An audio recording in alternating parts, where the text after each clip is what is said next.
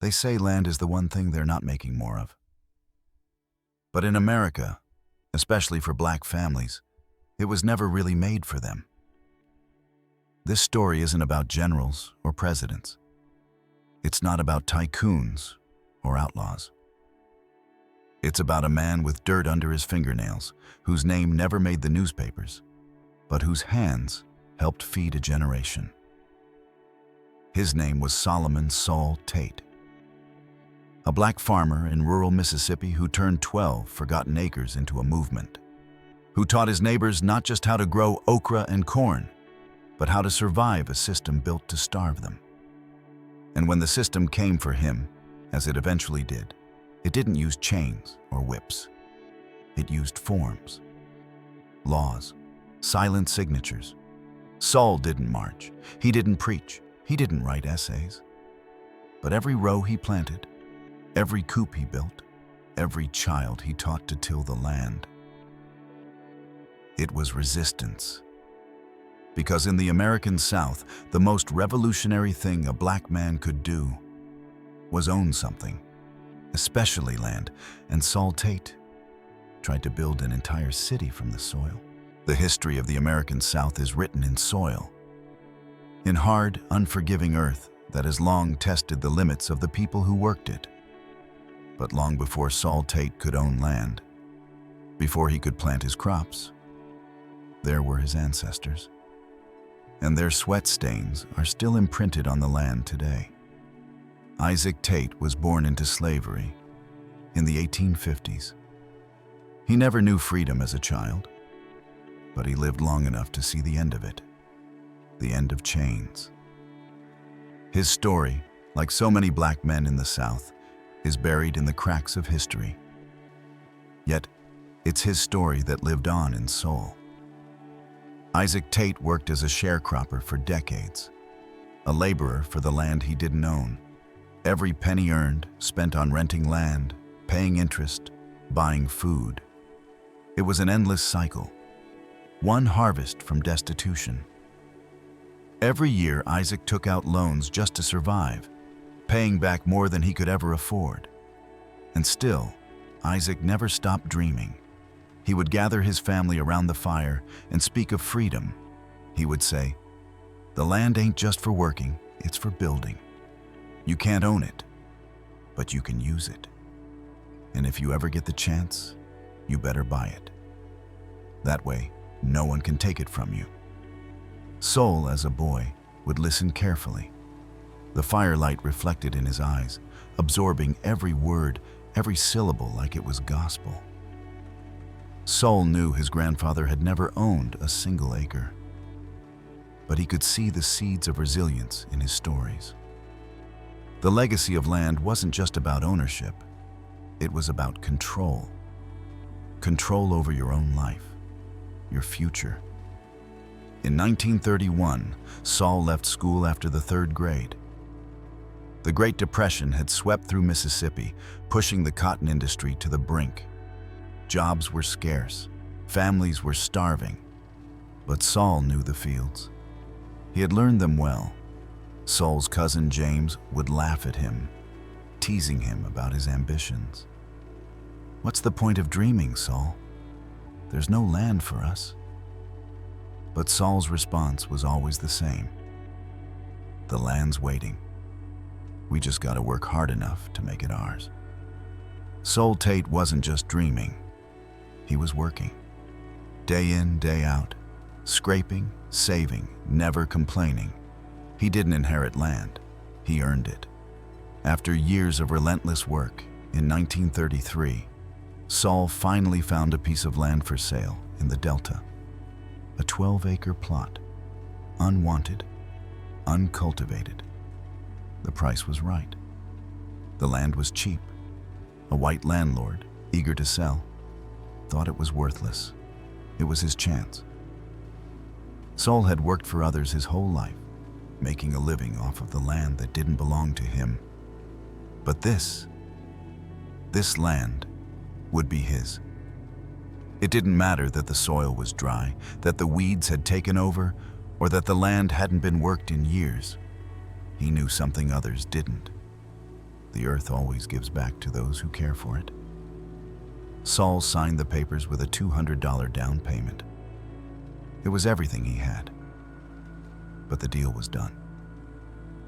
And with that, Solomon Tate, a man born into poverty, born into a system that fought against his very existence, became a landowner.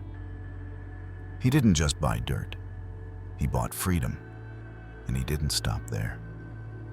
The land was barren, but Saul's hands weren't. He spent months tilling, sowing, planting. He worked from sunrise to sunset, only stopping to eat dinner and rest his aching body. His fingernails turned black.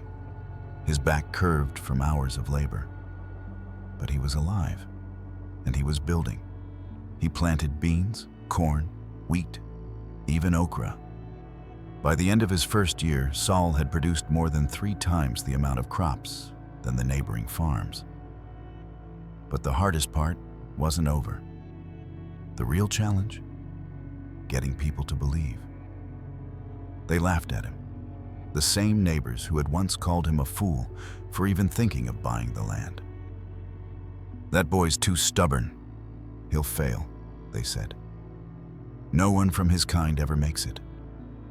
Saul didn't care. His success wasn't theirs to measure. The first crops weren't just about survival for Saul. They were about defiance. Because Saul Tate wasn't just growing crops. He was growing possibilities.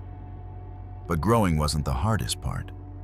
The hardest part was making sure the world saw him as more than just another poor black farmer, more than just a relic of a broken system that never planned for men like him to succeed. The white farmers in the area, they didn't see him as a neighbor. They saw him as a threat. When Saul began making real money off his harvests, some of them stopped by his farm to offer advice. At least that's how they framed it. But their smiles never quite reached their eyes. One man, Mr. Grayson, a large landowner down the road, tried to downplay Saul's success. "You think you can really make it? That field won't give you anything if it's not worked right. You'll see." He patted Saul on the back, but the words didn't sound like advice. They sounded like a warning. It wasn't just the soil that Saul had to fight against. It was the system. The institutionalized racism that had been baked into the very structure of agriculture. The U.S. Department of Agriculture, USDA, played an invisible hand in the game, and no matter how much he worked, no matter how much he produced, Saul couldn't escape the shadow of its bias. For years, the USDA had consistently rejected black farmers from receiving loans or subsidies. They were kept out of agricultural development programs, locked out of the very support they needed to expand their farms.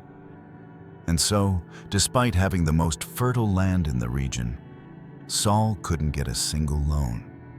Letters, rejections, forms filled out and signed, only to be tossed aside.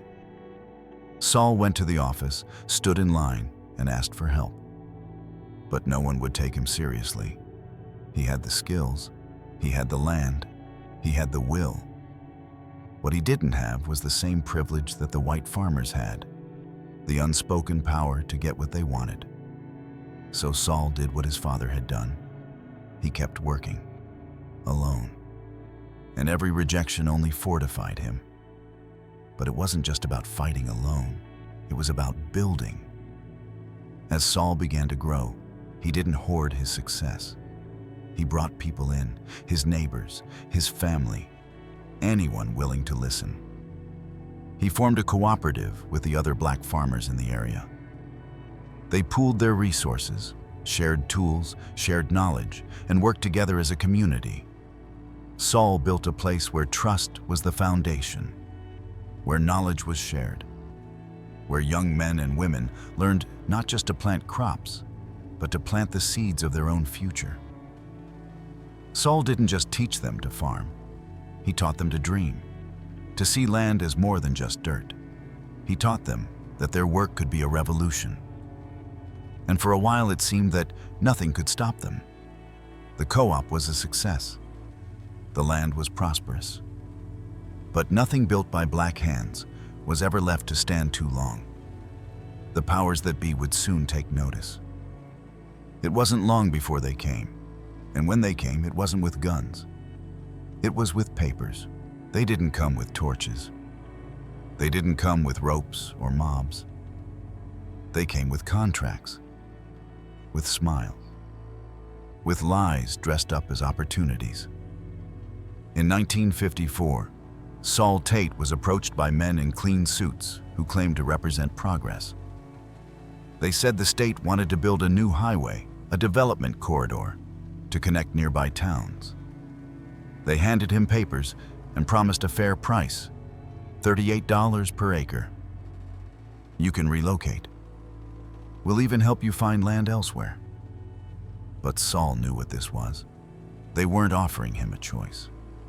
They were telling him, "You've built too much. You've inspired too many. And now, we're going to take it." This wasn't just about land anymore. This was about control, because Saul's co-op wasn't just feeding families. It was showing people what black independence looked like. And that scared them more than any protest ever could. He tried to fight it. He gathered signatures. He reached out to lawyers, none of whom would take a case against the state. He met with a black USDA employee, off the record, who told him the truth. "You've been on a red list for years. You'll never get help from the government. Not unless you give in." They started construction before he'd agreed to sell. He watched them tear through the woods. The same woods where his grandfather had taught him to trap squirrels and hunt rabbits as a child. The county condemned the land by force, called it eminent domain. They offered him $456 for his 12 acres. Not enough to even buy 3 somewhere else. He didn't just lose land. He lost history, dignity, a future he had been trying to carve out from the dirt. He tried to hold on, stayed until the sheriff showed up with an order. They gave him 30 days to vacate. So Saul took what he could: the plow, the seeds, a handful of tools. He kissed the doorway of the little shack he had built with his own hands and walked away. His sons moved north. One became a welder. The other joined the military. His daughter tried to fight the taxes that followed, tried to hold on to what little remained. But the county bled her out, foreclosed the rest by 1963. By then, Saul was a ghost in his own story. He died in 1967. Never saw justice, never got an apology, just dust and silence. But legacy doesn't always live in land. Sometimes it lives in memory, in the hands that continue the work. Saul's grandson, a quiet man named Lemuel, now runs a hydroponic greenhouse in Memphis. No banks, no USDA, just self-taught engineering and grit. He doesn't call himself a farmer, but he knows that's what he is. Because the seed Saul planted wasn't just for food. It was for freedom. Even when they burn your fields, break your back, and steal your future, they can't unplant what's already been sown in the soul. In the United States, black farmers lost over 90% of their farmland between 1910 and 2000. Solomon Tate is one of thousands whose names history forgot. But now, you remember.